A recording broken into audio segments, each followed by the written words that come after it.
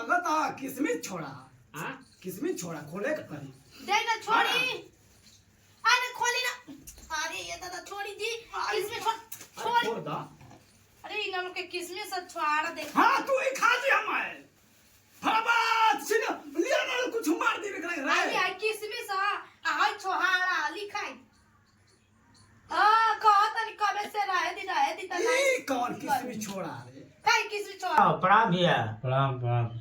ए मर्दई का तू हो अपना मेवस में हरारुए का बात ख्याल रखेलो।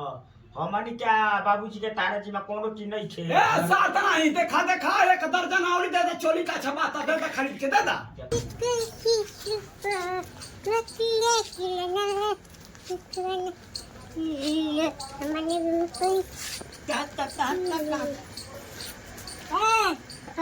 अरे भाई अरे यही बार आइले का है भैया देलन का सामान। अच्छा ओ वाह फिर को दम तू तो हीरो लागत रे दिए। अरे ठीक बा हम जान गेल बानी तू जोन कहत रे मौज समझ गेल लेकिन स्मार्ट तू हो गए। बाहर के पानी सारा तोरा में हिट करत ना। चल ठीक बा हम चल बेगवा हम ले ले चिंता मत। ठीक है जो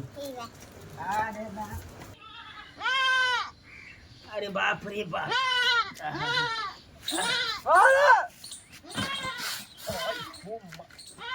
अरे जा सार त नहीं भैया सामान भेजोइले बड़न।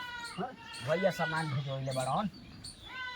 सही हां बोली चल हो जा देख जी चले के चल तो तन देखी का देले। घर में चले के तो हां बगे देले मिठाई देले ना।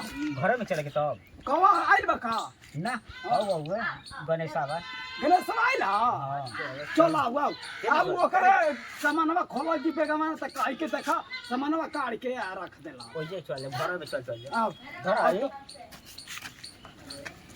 आओ आई बाप आओ ससुरा आवा त हाथा ना चढ़ाइए तो का हम करी बताओ बढ़िया हमर फाट गेल बताओ हाथा ना।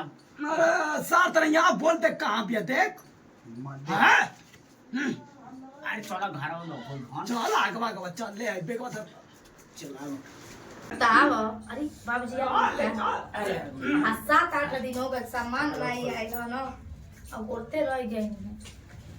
देता बेगवा दे चल रह हाला करे ए बाबूजी सामान आवे बता कितना दिन के बाद विदा कैला अमर मिठाई सामान भेज देल वाली का जी देखा था ना गोड़ावा नहीं गोड़ावा तो आ रहलो के हमारा सब सामान में दियाला तू तो जाने दी ए बाबूजी का कहलो दे हम देख ली। हमार लइका देले होई हमारा कमार मिठाई और का देले अच्छा ठीक है देख ली दादा। अरे कि और देखे वाला नहीं होई। अरे ई दे यन्नी अरे वाह दल मोट लागत ए मोट नहीं हो देखा ए बाबूजी मेकअप का सामान हवे निका मेकअप वाला धरा वही ना उन्हीं धरा बताओ न दिल और हमारा जो मेकअप हे ना आई कौन लगता ओई क्या अरे दीदी हम खोले हमारा दिन हम खोले आ रुका तो मार लगा का तनी धरा फेस हाय दा धाई रही तारा सामान खा जाइला का लुपुर मत बोला। अच्छा अपन ये देखो बदवा में पहले के अपन सामान निकाल लेवे दी रवरे के नहीं देखे के तेला इथी है क्या कहला ओ गुड़ रंग वाला ये सब हमारा सामान है। कोई इनको रहा हलवा नरिया वाला तेलवा में रही तो ना का हां हो गया तहार हो अपन अलग रखिया हमार कहां भेल बड़ा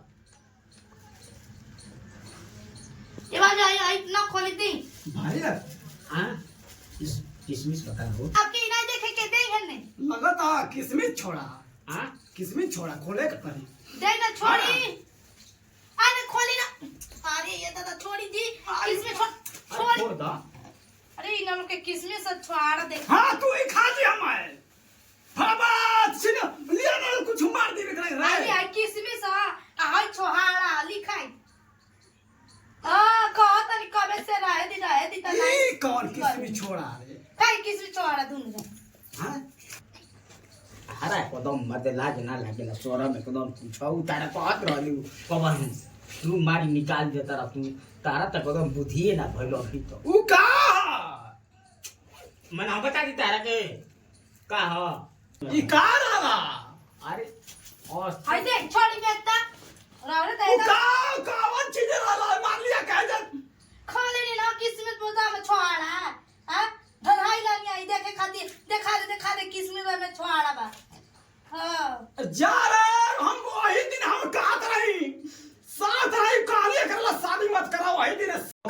कमी में भेड़ुआ में बताओ ना बनाए हम मर्द इतना ज्यादा हमके सामान भेजले बेटा उपे कब से कब का अब किसमिस छोड़ा बुनाका बादाम जो होता ना बुढ़ा दांत रहता हूं खइता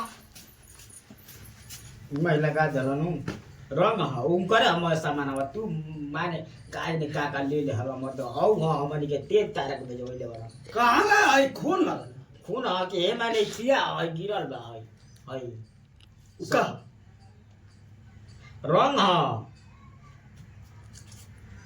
होय हताहारी ह फोन कर सारा क्या फोन कर तो तनी सारा क्या फोन कर देखी का कही जा बूढ़ी तू तार के चल गइलू एगो तो सार के टेढ़े जन्मा देलू एगो के मोबाइल में क्या बतानी